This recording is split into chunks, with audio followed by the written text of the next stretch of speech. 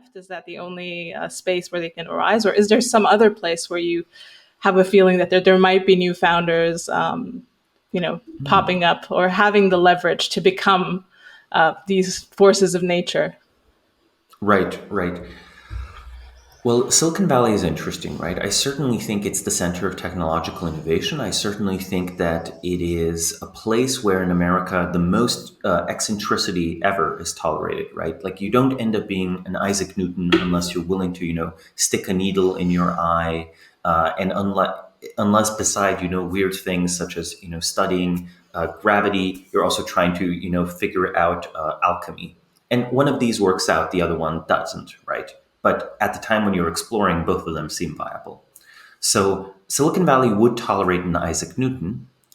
It might even tolerate, a Joseph Smith. So I think that actually means that it's doing fairly well in terms of that aspect of it. I'm not completely sure who of the crop of founders, the technology founders, would actually reach the bar of a great founder, of someone who refactored civilization as a whole. I wouldn't exclude it. It's certainly possible, right? There's been, maybe Facebook will be 1,000-year institution, as dystopian as that might sound. But really, it is a fundamentally new way of orienting yourself to masses of people and your immediate social circle, but also the wider world through news selection. Arguably, whoever is on the Facebook equivalent of the Safety and Trust Committee or the Twitter equivalent is essentially the editor-in-chief of America, right? More important than any given magazine editor. So these are very important innovations. They're civilization shaping, probably over the course of like the next few hundred years. But I think it's difficult really to predict what other areas of opportunity might exist. Say, I would actually claim that in the Western world,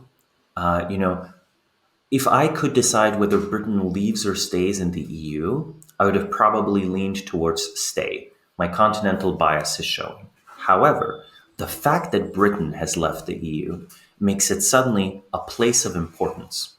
It's possible for someone of extreme ambition to dedicate their life to undertaking a serious project with Britain's national destiny as the mission of their life. That sounds kind of, odd or silly, but really, we're not that far away from the age of, when people like Charles de Gaulle were around. I basically think without Charles de Gaulle, France would not have nuclear weapons, would not be considered an important power, and would have continued to wallow in a kind of national humiliation and retreat in ambitions. Today, France is a second-tier power, but it's not a third-tier power, right? And Charles de Gaulle saw it as an almost spiritual, religious mission to do so. Again, we could invoke people like Churchill and so on. I feel there was more space once in politics in the Western world for people that are larger than life. Currently, we're smaller than life when it comes to political figures, right? We're smaller than life. We have a strong selection against the type of social creativity, imagination, but also towards against individual power. I think we become very afraid as soon as we see someone that might be Churchill, that might be de Gaulle, that might be a George Washington. We want to tear them down. So in the political space in the West, there's an artificial ceiling of quality that prevents us from getting a Lee Kuan Yew.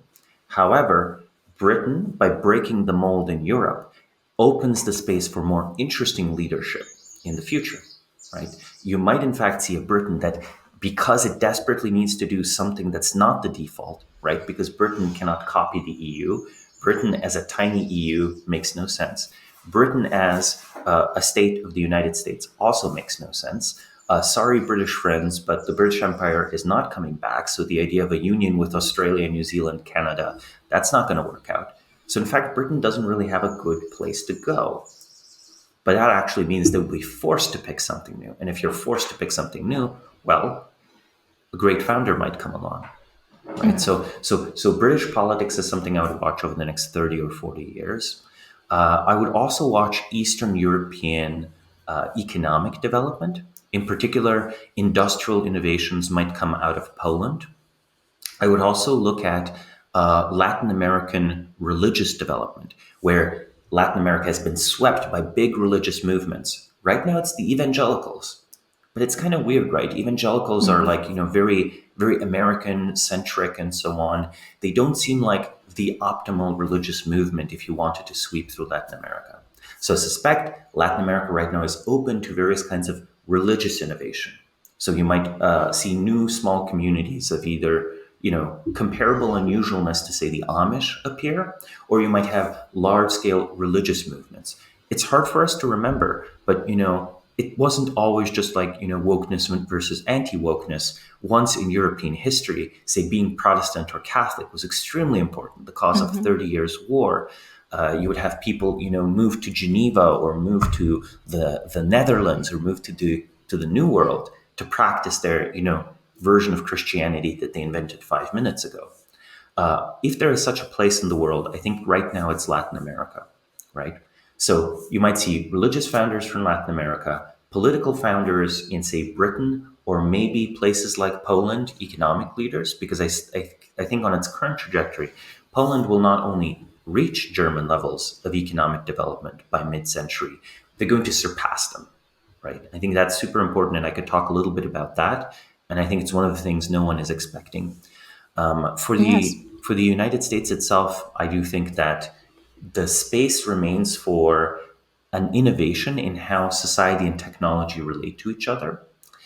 People often talk about China as kind of the future mass surveillance state.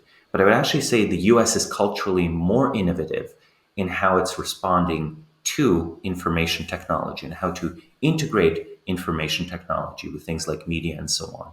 And whether this becomes, a dystopian or utopian integration, I think that kind of depends on developments in that space. So you might see the equivalent of a new media mogul arise in the US. They might not be Silicon Valley based. They might be based in Austin. They might be based in New York. They might just be anywhere, right? Also, of course, if Bitcoin in fact becomes the new world reserve currency for the next 1,000 years, and Satoshi Nakamoto turns out to have been an individual, then he clearly qualifies as a great founder. And I bet whoever it was, they didn't live in Silicon Valley. It was too weird an idea. I think, it was as weird or weirder than Isaac Newton or Joseph Smith. Yeah, absolutely.